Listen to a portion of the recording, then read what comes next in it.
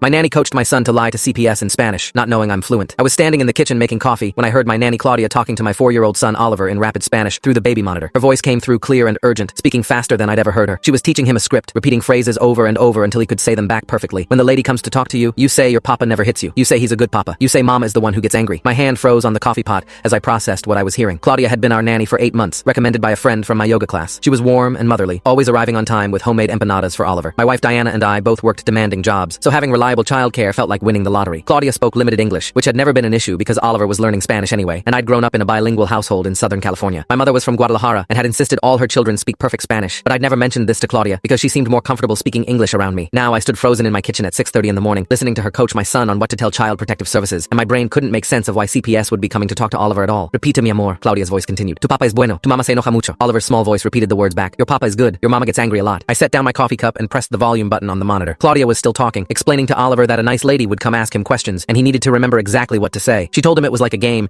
except this was even more important because it would help keep him safe. My 4-year-old son was being coached to lie to government authorities, and the person doing it was someone we trusted completely. I grabbed my phone and started recording the audio from the monitor. Claudia was moving on to different scenarios, asking Oliver what he would say if the lady asked about bruises or if mommy ever scared him. Oliver kept giving the wrong answers, and Claudia would gently correct him each time. No, Michielo, you have to say mommy gets very angry, and sometimes you're scared. Can you say that for me? Oliver repeated it back in his sweet voice, and I felt rage building in my chest. This woman was teaching my baby to accuse his mother of abuse, programming him with false memories and scripted responses. I saved the recording and started a new one, capturing every word before Claudia realized I could hear them. She spent another 10 minutes drilling Oliver on his responses, praising him when he got the script right. The whole thing was methodical and practiced, like she'd done this before. When she finally seemed satisfied, I heard her tell Oliver they should go downstairs for breakfast, and I quickly shut off the monitor and tried to compose myself. My mind was racing, trying to understand why our nanny was preparing my son for a CPS interview we knew nothing about. Claudia walked into the kitchen with Oliver holding her hand, both smiling like this was just another normal morning. She greeted me warmly, asking if I wanted her to make breakfast. Oliver ran over to hug my legs, chattering about cartoons, completely oblivious to what he'd just been programmed to say. I picked him up and held him close, but he was just my normal happy kid asking if he could have chocolate chip pancakes. Claudia started pulling out ingredients, humming to herself while I sat Oliver at the table with his coloring books. Every movement she made felt sinister now. I excused myself and went to my home office, locking the door and immediately calling Diana at the hospital. She answered on the 3rd ring. I kept my voice low and told her we had an emergency with Claudia, that I'd recorded something extremely disturbing and needed her to come home immediately. Diana's voice shifted to focused, asking if Oliver was okay. I told her Oliver was physically fine, but we needed to talk privately. She said she'd be home in 40 minutes and to keep everything normal. I went back downstairs and found Claudia making pancakes while Oliver colored. I sat at the table and tried to make small talk, asking about her plans. She chatted normally about taking Oliver to the park, maybe stopping by the library. Her performance was flawless, not a hint of the manipulation I'd witnessed. When Diana's car pulled into the driveway, Claudia looked surprised but pleased. Diana came through the door with her work bag and hospital badge. She smiled at Claudia and Oliver, but I could see the tension around her eyes. I suggested Oliver might want to watch cartoons, and Claudia offered to set him up. Once they were out of the kitchen, Diana grabbed my arm and demanded to know what was going on. I pulled out my phone and played her the recording, watching her face cycle through confusion, shock, then pure rage as she listened to Claudia coaching our son to accuse her of abuse. And that's when things took a turn I never expected. Full story is linked below or on my channel.